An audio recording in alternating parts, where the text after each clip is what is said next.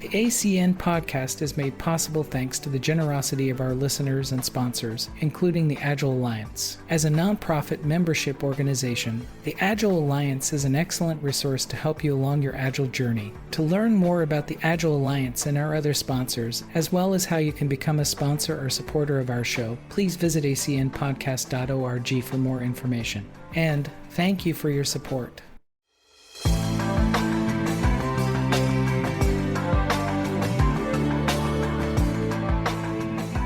Good morning and good evening, everyone. Welcome to the Agile Community Network. We are now at the end of the year. This is episode 107, which is pretty amazing overall. We've had a great year's worth of discussions. If anyone wants to listen to any prior conversations that we've had, you just go up to acnpodcast.org. What you'll find up there is every single episode that we've ever recorded, which means 107 hours of conversations, which is a lot. And we have it for lots of different topics that span over the whole Agile universe. We've been doing this for a long time. I want to thank the sponsors and also the people who tune into the podcast. If you do tune into the podcast, please hit the like button, smash that, send us comments, think about becoming a supporter of the show. All of that helps us to continue to bring this dialogue to you. Agile Alliance, they've been one of our title sponsors for the last, since we've started this show. And then Cicada, Organizational Agility, DianaLarson.com, Engine for Change, and of course, New Agility is the company that produces the show. That's the social enterprise that I run. I want to thank all of them for providing what we need in order to bring this to you. I also want to thank these people because they have been a part of this endeavor for a long time. Shana, Diana, Jorg, Sheila Eckhart, Sheila McGrath, April Mills, and Hendrik, helping us to start the conversation each month. In this call, what takes place is that one of the panelists will get picked in the very beginning. And then we go round robin. We want to hear from everyone here, meaning that if you're new to Agile, if you just started off in your career, or if you're on the opposite end of that, you've been doing it for a long time and want to give everyone those words of wisdom through this. So today's topic is really relevant. I was talking to a few big companies, and Intel laid off a huge amount of people. So did, of course, Nike just did a layoff of their Agile coaches. And then there's a lot of people who are currently in the work environment today, and they are dealing with the anxiety of how do I stay resilient in this era of layoffs that's going on. I look at this through the lens of Agile because I think Agile itself teaches us a few things that help us remain resilient in how we approach our work. Agile create a person who can thrive better in chaos. This because we're not expected to follow a big plan that never changes. Agile is built upon the fact that we might find more value in something else, and we pivot and get used to pivoting as we go through our work in an Agile manner. Also, if you think about wearing lots of hats, I could tell you that I've played the role of a Scrum Master, I've played product owner, I've played a manager, I've played a developer, I've played an architect. I can keep going through the list of different types of jobs that I've had. Even though I was at Intel for 32 years, I had probably about 9 different careers during that time. I find that the ability to deliver value through that helps build resiliency. The other thing that builds resiliency is having an Agile strengthens your network. Everyone that's here today, you are all a part of a big, vast community. Of all of the communities of practice I've been around, the Agile community is the most welcoming. If I go to the big Agile conference or a local Agile event, I have never once had somebody just saying snobbily around and saying, no, I don't want to offer you a conversation or I don't want to network with you. They are very big at networking. And I think that really helps to develop and improve your job and your ability to get your next job as well. Rapid skill renewal. We're constantly having to learn new things depending on what we're developing at the time. Those are all great skills that Agile teaches us. And I want to hear what you feel about whether or not Agile is relevant to all of this. That I always give to any of my mentees when I'm mentoring somebody is that you really do need to build up your adaptability skills. If you're not currently comfortable thriving in that chaotic environment that I talked about, this is something you really need to embrace, especially in the period of time that we are in right now. Also, T-shaped skills. If you've ever heard of that, meaning that be a specialist in one area or two areas, but also build out your ability to work across and gain knowledge across adjacent areas. That way that when you need to, you're able to dive into different areas. Somebody just mentioned M-shaped as well on there. M-shaped actually is probably a good metaphor for that. Continue to build your network. Build a history of delivering value. If you're put together your resume, one of the things that's always great is to just call out those things that you help to deliver internally when they're looking at layoffs. They tend to not target somebody who's delivering a lot of value. That's very important. And then lastly, emerging trends. How do you connect to emerging trends and learn new things in a continuous delivery? So the questions for today are, how do you stay resilient in this era that we're in right now? And I know this is scary and some of you might be looking for jobs right now, but I'm still curious how you build up your own resiliency in your career. Does Agile help or hinder? You're welcome to answer that. And then lastly, I want to know what you're learning. What classes, webinars, and events that you feel are a must do in this environment that we're in right now? So to kick us off, Hendrik, do you want to kick us off? Yeah, it's a pleasure as always. Yeah, this is such an interesting and wide topic. Maybe a few thoughts that came to my mind while you were talking. I think how Agile helps, at least in my experience, is that what goes away is the fear of failing, because Agile has a mindset of experimentation. That is one of the most valuable things that I got out of the Agile movement. In the past, when I was, for example, a project manager, I thought, failing is not good. We need to avoid failure. And that caused a lot of stress. Nowadays, it's more, let's try things out. Some things work, some things don't. If they don't work, you just move on and take the learning with you.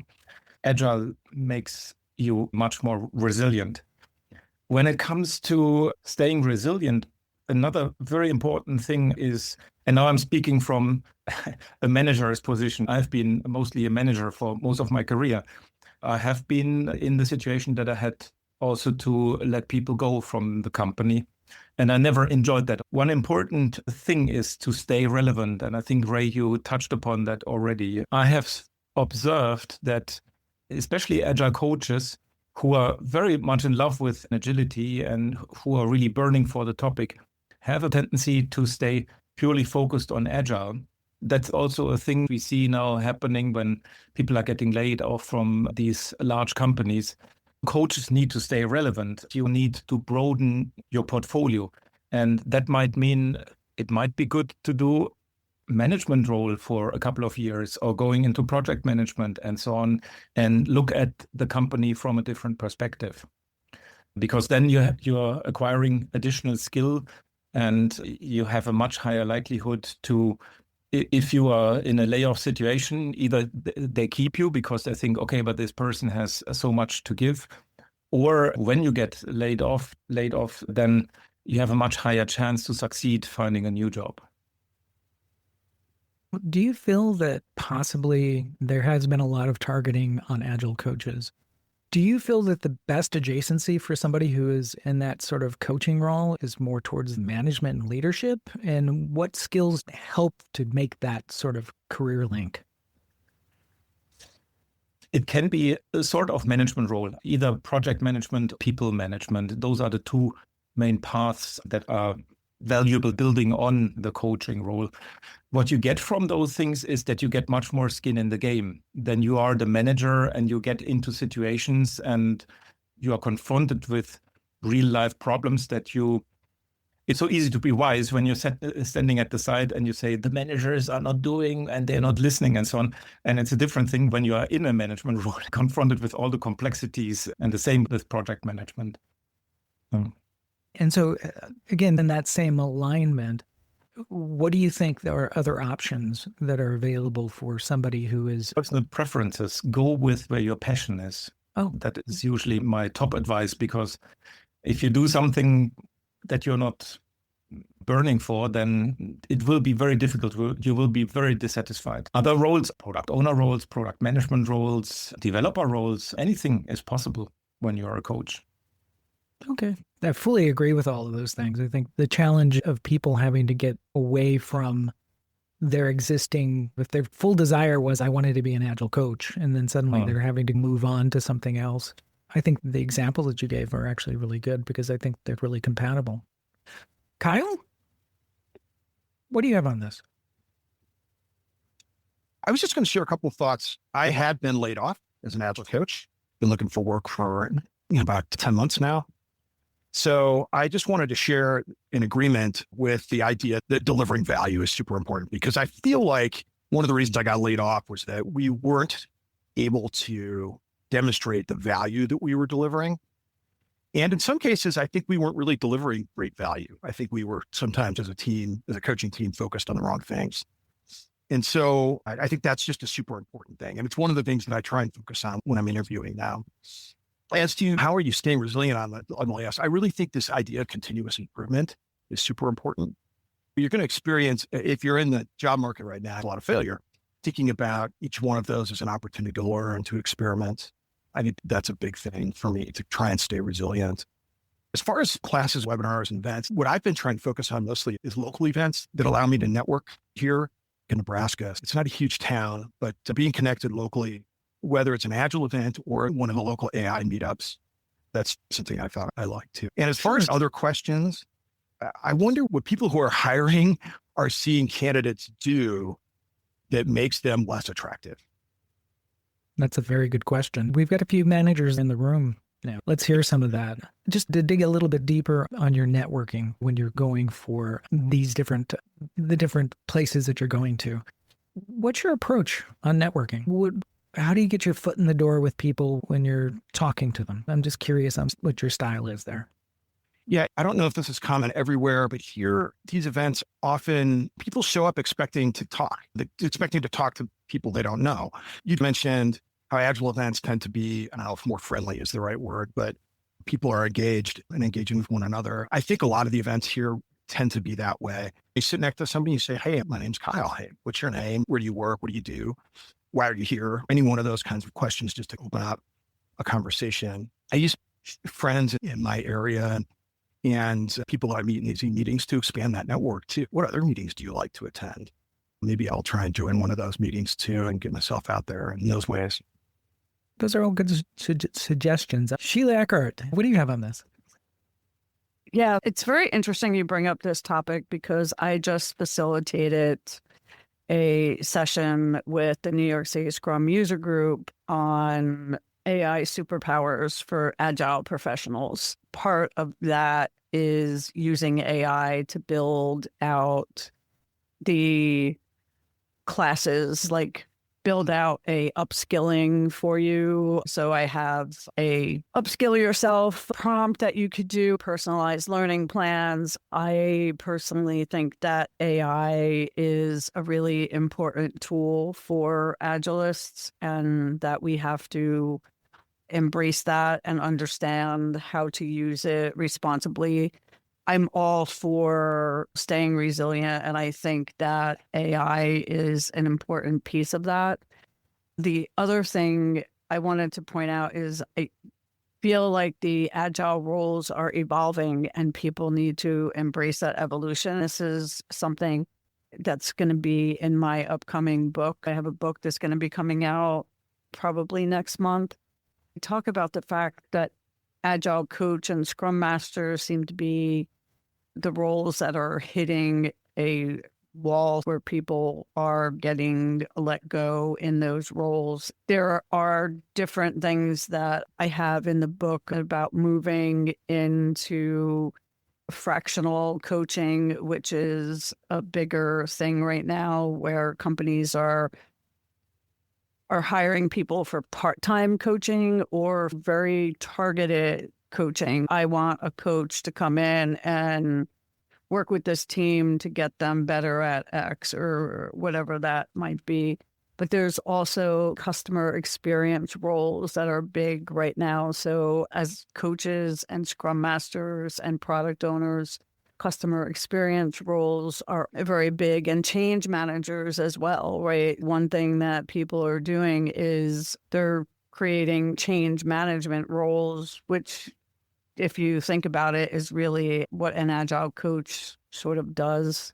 So it's a matter of looking at what companies are looking for and then trying to map your experience to that.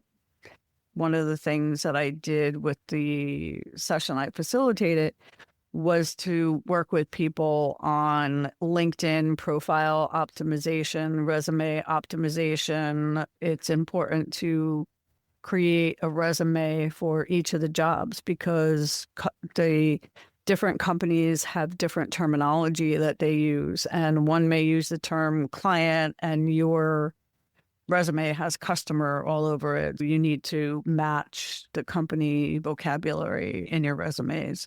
I think these are the ways that people have to start thinking about things.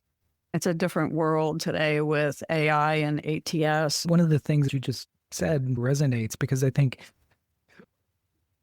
right now your resume, if you are looking for work, more than likely the first level of review is going to be by AI for most of the bigger companies. And so they are going to absolutely filter your resume in or out versus the keywords that are there. So you should take a close look in order to get through the door on that. The other thing is look for the side hatches to get into these companies. What Kyle was bringing up about going to those network meetup groups is you might find your next job there, meaning that you're going to get your resume hand walked into the company, which is always a better choice, which I think is good. Lastly, on the AI thing, don't you think it's a two-edged sword, that the fact that some of the displacement that's going on right now is from AI? I have a section on that because I think that, and the headline in my book is called The Risk of Premature Elimination. So I think that there are companies that are eliminating roles because they're saying, oh, AI could do this. And I think they're going to come around eventually to realize that team dysfunctions are happening because they got rid of scrum masters because they thought they didn't need them anymore. So they're going to see that process improvements are stalling or teams are reverting to old patterns. I think that there is right now some misconception that AI can take on some of these things, but it doesn't take the place of the human aspect of these roles. I think that's where the companies that are using AI as a layoff excuse are going to find that they're going in the wrong direction. Mm-hmm. That AI is an augment, not a replacement. Yeah, I agree with that. And I also think that the lines of creativity, which is once knowledge is not being, new knowledge isn't being created and just old knowledge is being recycled. I think that those models will probably get stupider over time if you don't have humans also equally doing that work. Dylan, welcome to the conversation. What do you have? Thank you very much. Glad to be here. One thing that I've been thinking about with this conversation is as I've been looking to broaden the skill set that I have to offer, I've been looking a lot recently and focusing a lot recently on product coaching, which is very adjacent and tons of overlap on the Venn diagram with agile coaching. I think that is a realm which is going to continue to see strong growth. One of the reasons for that is with the product mindset of continually working to make sure that you are delivering the right thing instead of just delivering the next thing. That's even more important now that AI is making it easier to deliver things fast. And you'll find that companies are just throwing stuff out there without considering whether it's actually having the impact that it should have and whether they're actually moving things in the right direction for their customers and their business. So that's what has me excited about that a lot. And it's an arena that I encourage other folks to talk a lot about and get used to talking about and have that as part of your toolkit. When you're saying from a product mindset perspective, what's the big key there? From a product mindset, it's going to be a lot around, first and foremost, doing the right kind of discovery work and work up front and understanding of the customer and understanding of your product to know how to deliver the right thing and what is the right thing for your industry to deliver. But then right alongside that, it goes together with Agile, where then you find ways to deliver thin slices of experiments, if you will, and measure the actual impact of the things that you have delivered, and then adjust course accordingly. And this is basics, but it's also something that most companies don't actually get around to. And it applies to almost any complex operation. Get an idea where you're going and then experiment and measure in that direction. So there I'm going right over to the Agile side of the Venn diagram. The product mindset is right alongside it, and a lot about that customer-centric knowledge and experimentation. I like the word experimentation. Would you say in general, though, I've seen Agile teams deliver lots and lots of stuff. Yeah. But they don't demo and actually do the checkpoint to say that that's good or not good.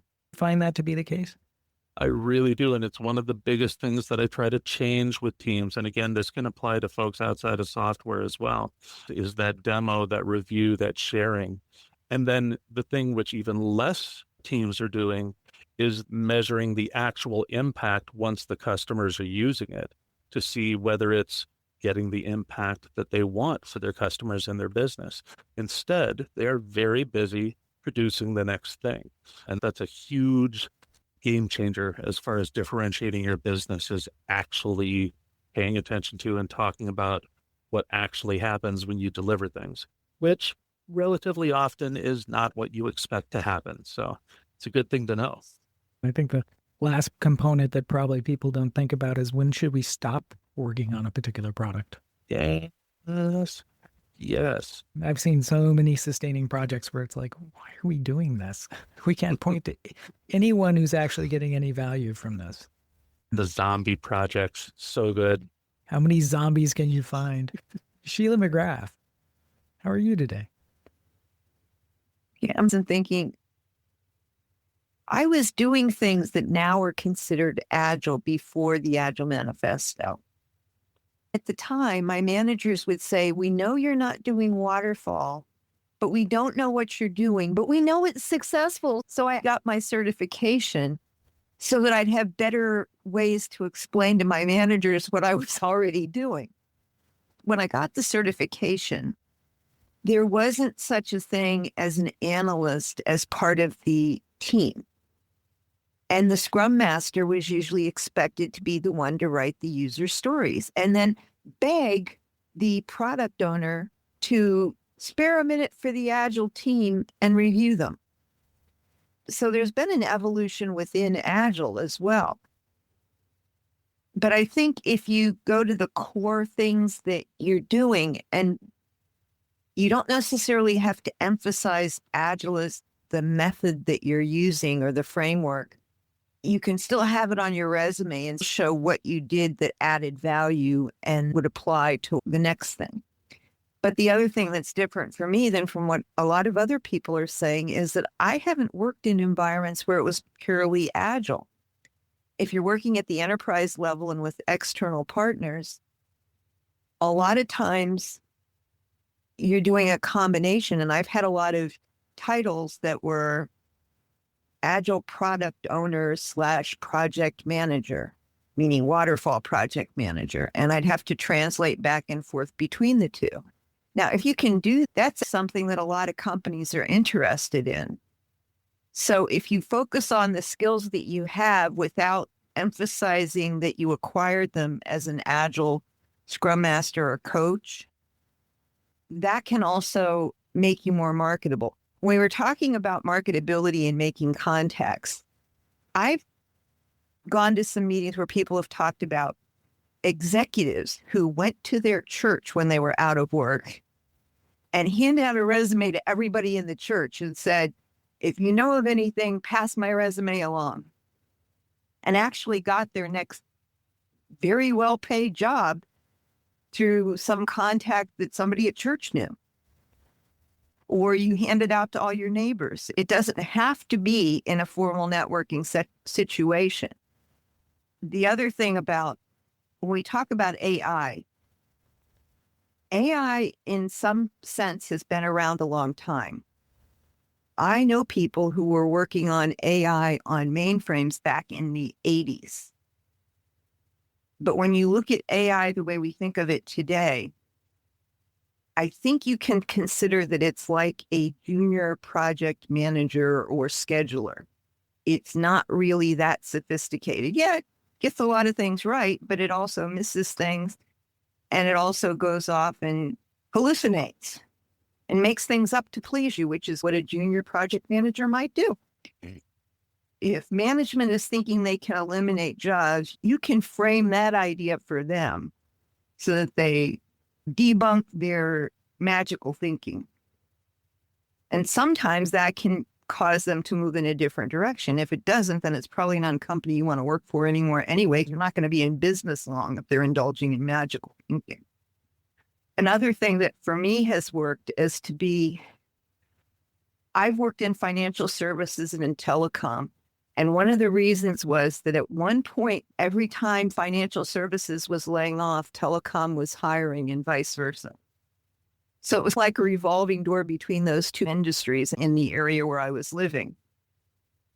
The other thing I do now is I'm looking for things that are completely remote, which means I'm not limited to the geographic area. If I want face-to-face contact, I can find events or meetups that are business-oriented where I can be with people.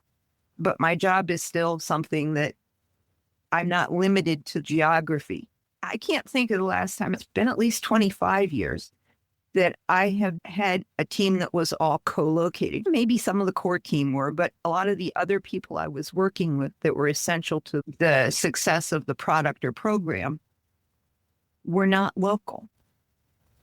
So they've been within the United States, or a lot of times they've been global.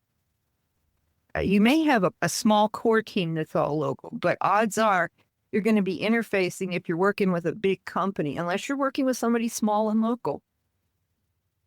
You're going to be working with teams that are geographically dispersed. Even if you're working on a small team, you're getting advice from vendors. They may be assigning consultants part-time to work with you. You may be paying for it. You may be getting it for free. I've managed to get it for free a few times. They're not going to be local. The idea that it has to be local for it to work, that's probably not realistic, especially when companies have realized that they can hire good technical talent from other parts of the world, and they're looking for the person who can do the job. And the other thing we have here now is the short-sightedness of the American educational system. If you still have mainframe, and most places still have some mainframe, they don't teach it anymore.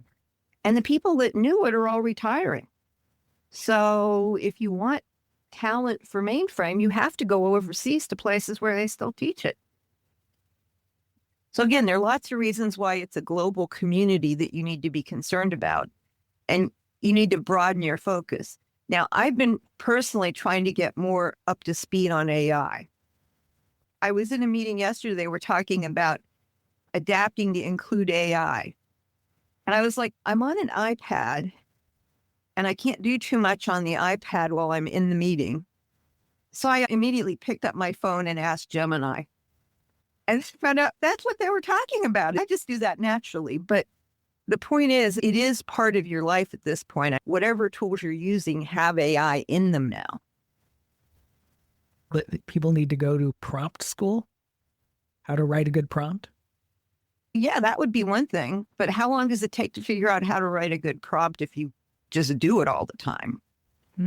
But I've done things like ask AI to help me with, if I want to include something in my resume, but I'm trying to figure out how to phrase it, I'll ask AI. And if I don't like their answer, I have a straw man to look at. So now I can figure out what I actually wanted to say. because I don't like that. So now I know. The big thing with AI is to get across to people that you can't trust it because it hallucinates. It only is as good as the information you give it and the way you phrase the question.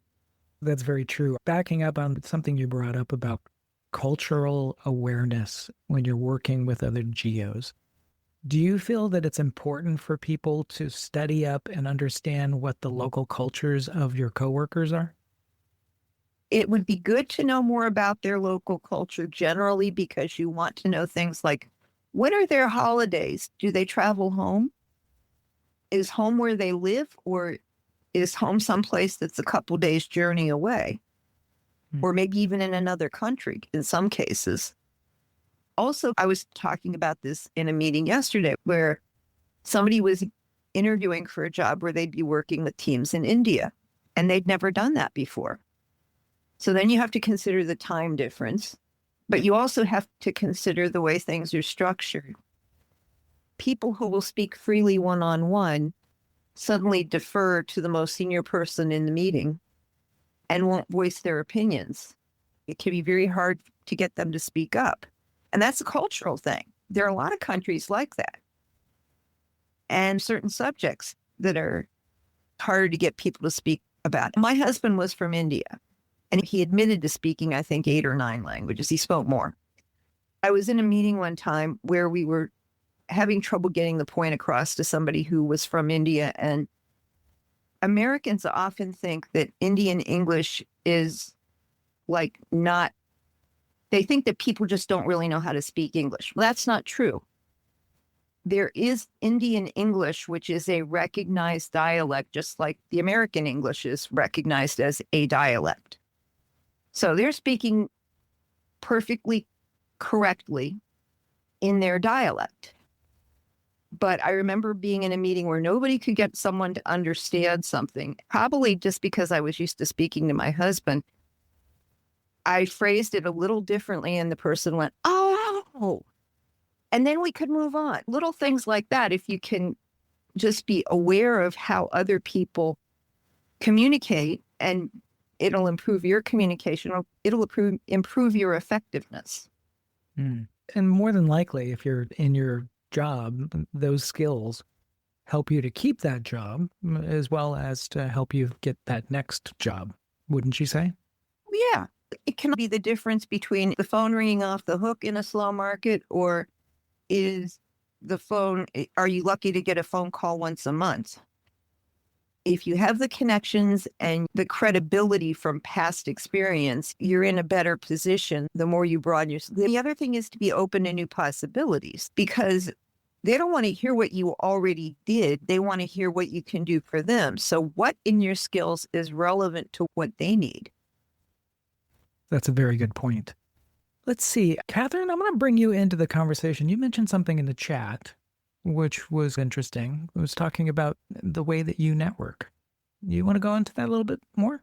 I can do that. I can. All right.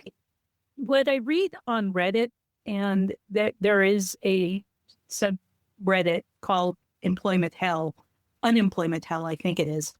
What people post there is mostly that when they try to apply through the website or through an AI process, it is extremely frustrating. They spend more time trying to figure out how to get their resume posted and figuring out what the keywords are. I just wonder whether we'd be better off going to church and handing out resumes and just don't even try going through the website until you've got somebody on the other end looking for your resume to come through. Because the AI processes are filtering out both unqualified and interestingly qualified people in favor of getting the most basic qualifications possible. From a business perspective, that's a nightmare. If you had candidates who wanted the job, were willing to accept the salary, and yet your AI is kicking them out, it seems very likely that the AI filters would be capable of discarding highly qualified candidates just because they're not smart enough. It's the same problem we used to run into with human resources, who would do the filtering and often weed out people we really wanted to speak to. So very often our best candidates came from personal contacts and networking rather than through the human resources department. I agree with that. I've been a hiring manager for a decade or so, longer actually. And I can tell you that when the HR people would hand me some paper, I would also want connections to the actual database to see all of them. I would scan through looking for somebody who got filtered out that shouldn't have been. It was notoriously doing that. I'm not hiring a bunch of people right now, but if I had an AI system filtering things out, I would probably reach around every once in a while and take a look. I like the idea of the church and handing out the resumes. If you guys go to the local users groups, feel free. It never hurts to hand the paper out and make yourself well known and make sure that people understand that you're available. The other thing is, and I'm not sure if anyone's brought this up, and maybe Jorg, you can dive into this. Do you think that being a teacher or teaching other people stuff actually helps build resilience? Definitely, because being able to express your thoughts and talk in the kind of language or situation that other people need to understand is extremely helpful. If you want to get hired, people want to know why you want to take the job, what you really want to do. And obviously, if you can explain that reasonably well, at least for me, actually in hiring, the strongest motivation, if I have somebody who gets what the job is about, even if I need to explain it in the interview, if you can digest it and say, that's the consequences for me. That is actually what I love to do. Do I have to do this? I don't like that much, but that's actually how I see the role. And by the way, I've never done this and this, but I'm really curious to learn, and I believe I can learn it in that way. I definitely prefer this to somebody who says, I've done it all, I'm just here for the money, because there will be much less development. And I think that is highly important. I do the same thing that you mentioned, Dre. I always look at all the candidates myself, because the best ones are normally the ones filtered out. And I just got into the company that we shared by pure coincidence, because what I had in there as the technical term they were using, I just had there as business development. So it was actually absolutely not what they were filtering for, but in the end, there was quite a good match. I never believe in this. Then there's another advice: never get shied away from a position where it says you must have that and that qualification, and you're missing some. A lot of people put stuff they just would like to see into must. I've heard of an experiment where the same ad was launched saying everything is must and everything is optional. And the rate of especially female applicants changed by plus 80%. Don't shy away if you're missing something on that list that is rather stupid. Normally, people assume that you don't have everything they ask for anyway. I really hire much more for fit to the group and adding something to the team and the organization than for already possessing a technical skill. Because most people are much more adept at learning a technical skill than fitting into a behavior that is not theirs. If you resonate well with the people around you, you can pick up the skills pretty fast. If you just bring all the titles and you're so set in your ways that you don't adapt, that's a problem. That's like an agile coach who every 10 minutes says agile and thinks that's the value he's bringing instead of solving a problem. I agree with that. So you don't think it's a good idea to put all of the skills that company wants? And my son did this and supposedly it worked. He put all the skills that he didn't have, but he listed them at the bottom of the resume, and he put it at close to 0-point font. So if you printed it, it didn't show those words, but it got past the AI filter because the words existed on the page. Yeah, the other thing, wanting to learn might be as well a good strategy to do this. That's fun. I want to learn these skills. Yeah, and maybe there's one more thing that I definitely want to recommend. If you go for an interview and you use, just because you've been long-term to a company and used to a culture, you're using technical terms or jargon, many hiring managers are afraid to show that they don't get it. So I was in an interview just short time ago, and somebody always mentioned SOP. So in automotive, start of production, absolutely clear. Everybody knows it. To me, crystal clear. And then my boss asked, actually, what was he talking about? And I said, don't you know that abbreviation is crystal clear to me? But he didn't dare to ask in the interview. That puts you at a disadvantage if they think you know something they don't. And sometimes it's just like client and customer, pretty simple stuff. Fully agree with that. Sheila, And if I may, one thing, the important thing, ask for feedback. The interview question lots of HR people like to ask is, what would your colleagues say about you? Ask the colleagues, what actually is the thing I'm doing? How do you see it? Then you have the real life example given by somebody else with real appreciation. If you repeat that, you're really authentic. You might be surprised that people value things in your behavior that you find natural. Would never mention. That is really helpful to get that kind of feedback. one advice with that. I had a manager one time that asked me, what are ways that I can go improve?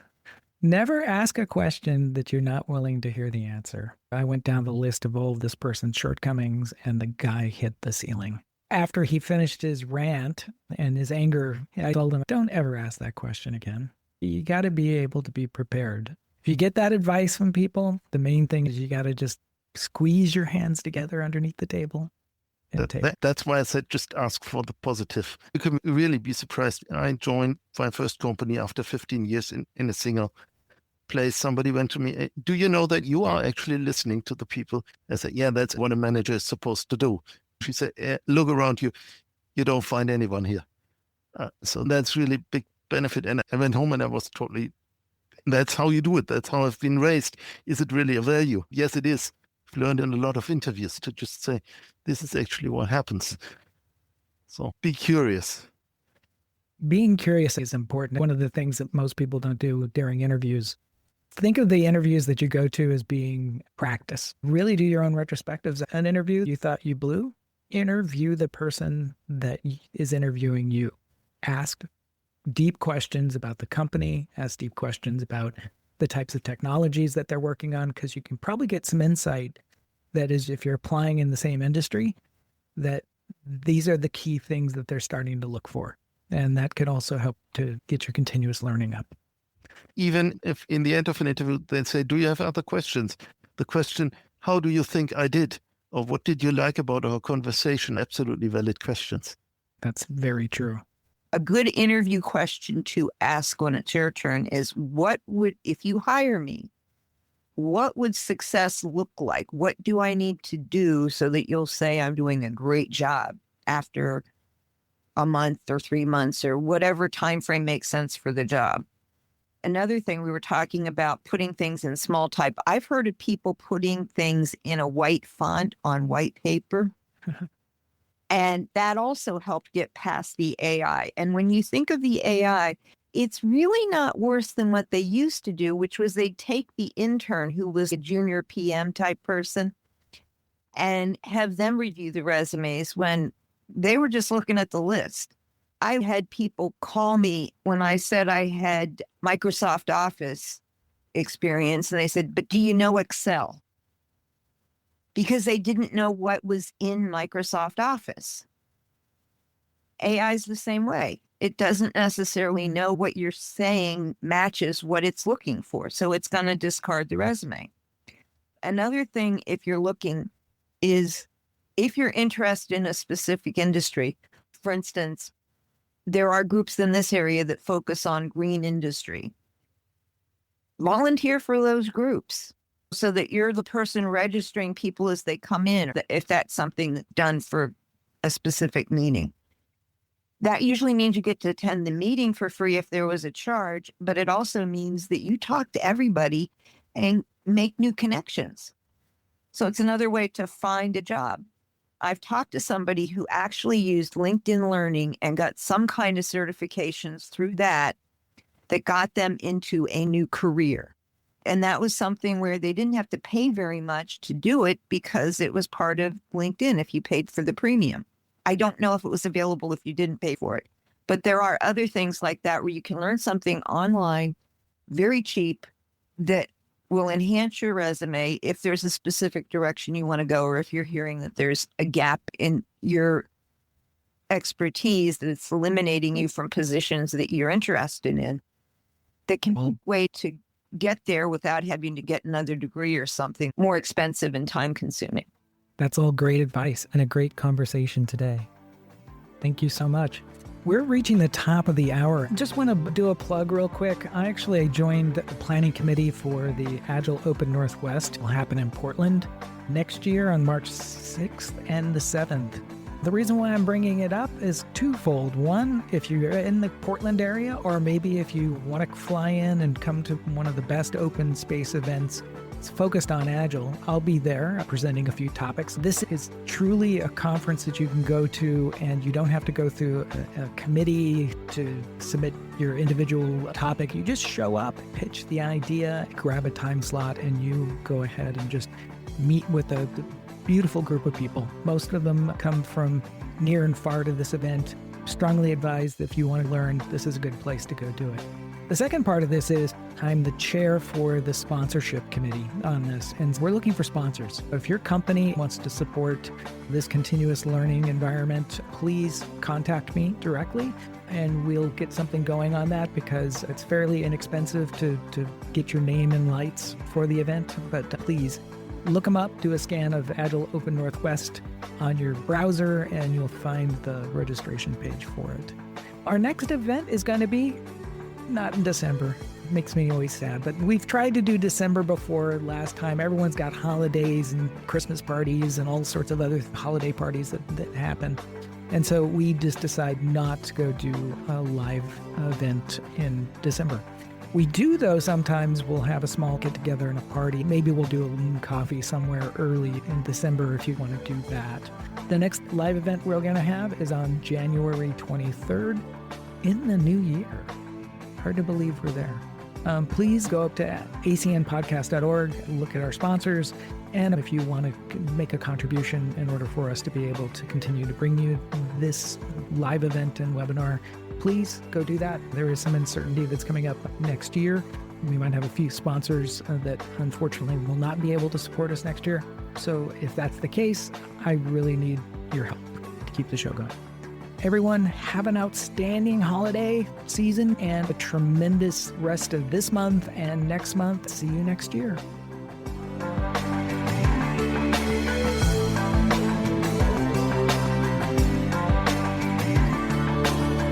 The ACN podcast is for educational and informative use only. If you'd like to know more about the ACN community, please come up to acnpodcast.org and support our show.